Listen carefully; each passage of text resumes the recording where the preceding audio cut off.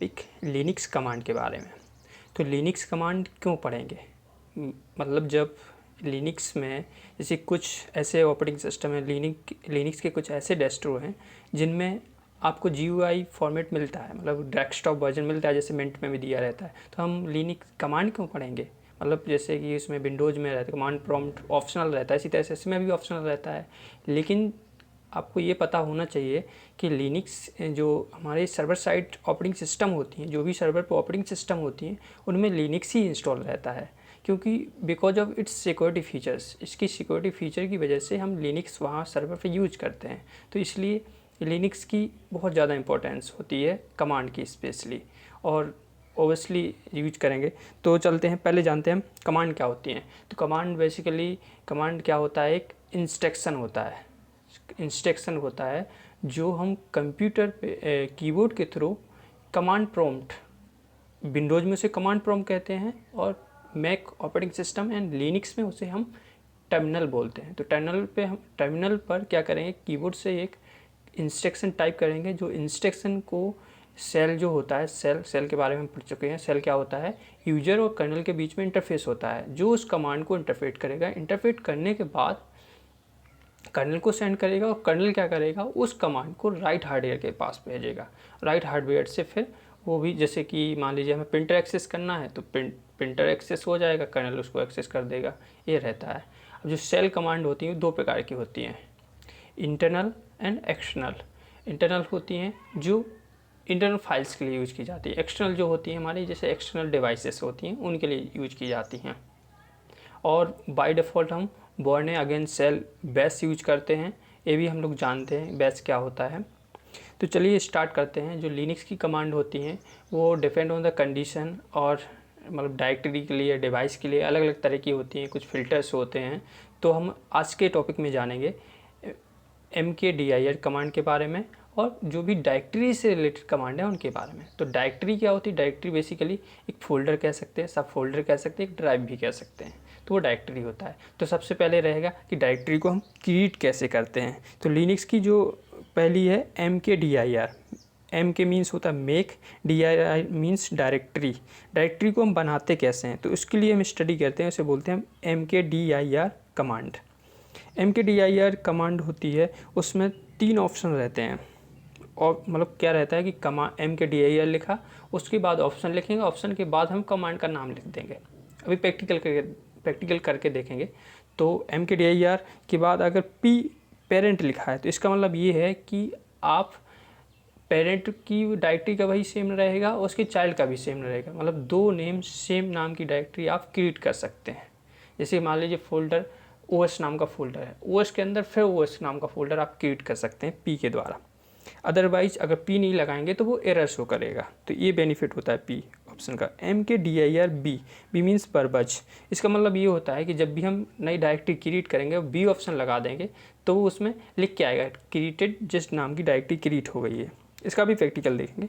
mkdir mode ये होता है एक्चुअली CHM मोड करके एक कमांड भी है लिनक्स की। इसमें क्या रहेगा कि हम एक्सेस राइट दे सकते हैं। जो भी हमारा डेटा क्रिएट हुआ है, जो भी फाइल्स या फोल्डर्स क्रिएट होगा, उसको हम एक्सेस कर सकते हैं कि कौन उसको रीड राइट कर सकता है, कौन एग्जीक्यूट कर सकता है। तो वो उस तरह के कोड होते हैं। वो कोड कैसे बनते हैं हम डिटेल में इस CHM मोड में पढ़ेंगे बहुत अच्छे से। तो सिंटेक्स देख सकते हैं कि mkdir लिखा है, उसके बाद डायरेक्टरी का नेम लिख दो। ऐसे सिंपल भी लिख सकते हैं, ऑप्शन लिखना हो तो ऑप्शन भी लिख सकते हैं।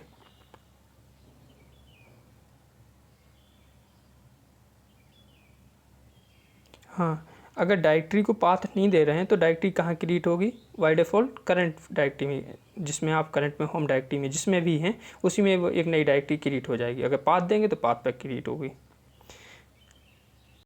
यदि मल्टीपल डायरेक्टरी क्रिएट करना चाहते हैं, जैसे में आप चाहते हैं कि एक साथ आप 10 फोल्डर क्रिएट करें, तो mkdir लिखो, उसके बाद 10 फोल्डर का नाम लिख दो, 10 क्रिएट हो जाएंगे एक साथ। डायरेक्टरी की जो लिनक्स कमांड होती हैं, एक तो mkdir हमने पढ़ लिया, उसमें 3 प्रकार के रहेंगे कि P4, B एंड M, ये रहेंगे इसके options. PWD print working directory, जिससे आप जिस करंट डायरेक्टरी में होंगे उनका पूरा पाथ दिखा देगा, कि आप मतलब आपकी लोकेशन दिखा देगा कि आप कहाँ पे हैं, पूरा डिटेल लिख के आ जाएगा।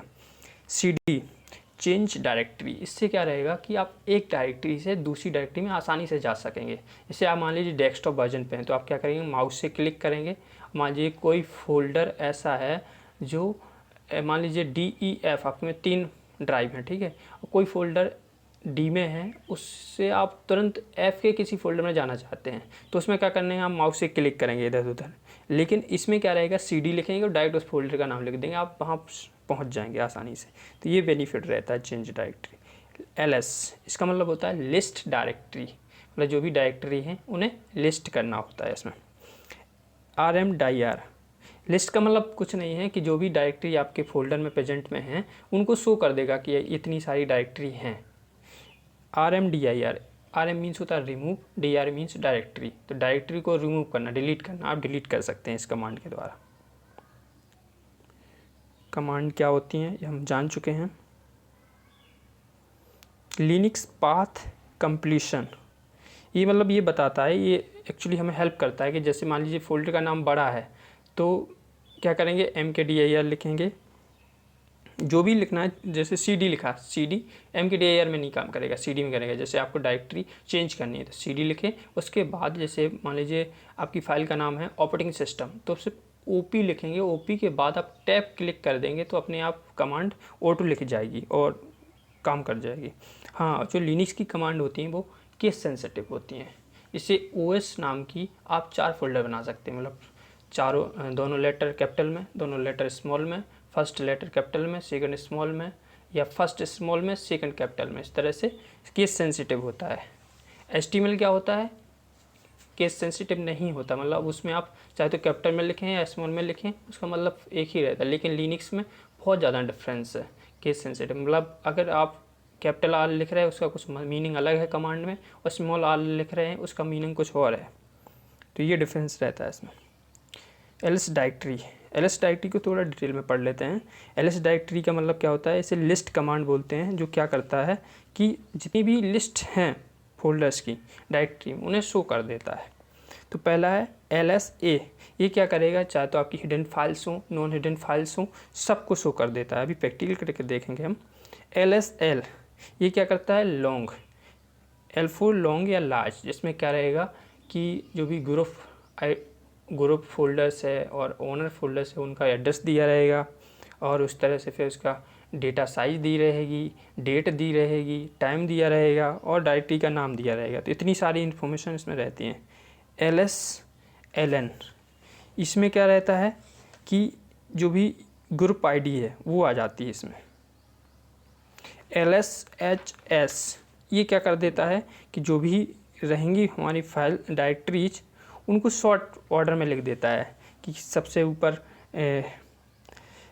मान लीजिए ABCD क्रम लिख देगा, या फिर बढ़ते हुए घटते हुए क्रम में लिख देता है, ऐसे लिखता है। LS-L ब्लॉक साइज, ये क्या होती है LS ब्लॉक साइज, इसमें क्या करते हैं कि अपनी जो फाइल्स है हम उसको अपने अकॉर्डिंग MB में देखना है MB में, KB में देखना है KB में देख सकते हैं। हाँ, जो LS-LH है ये स्पेसिफिक फॉर्मेट में फाइल दिखाती है, तो KB में या MB में, इसमें हम अपने हिसाब से डिसाइड कर सकते हैं। LS-D // कहते हैं, इसमें क्या रहता है कि ओनली सब डायरेक्टरी शो करता है, कि जो भी सब डायरेक्टरी हैं डायरेक्टरी में, मतलब जो भी सब फोल्डर्स हैं उनको शो कर देता है। LSLG है, सॉरी वो LG है, LG स्मॉल LG, तो इसमें क्या रहेगा कि जो भी ओनर की आईडी रहेगी वो शो नहीं होगी, बाकी सब कुछ शो होगा।